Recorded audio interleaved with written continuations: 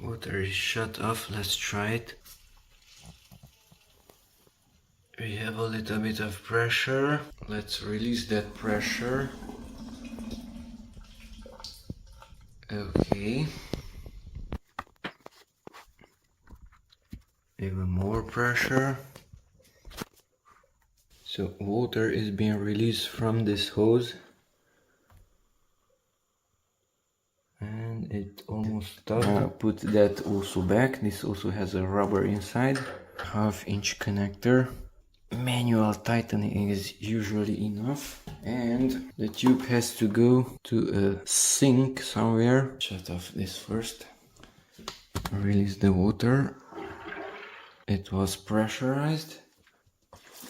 Inside is still hot. Ouch, it's almost burning. Although it's disconnected.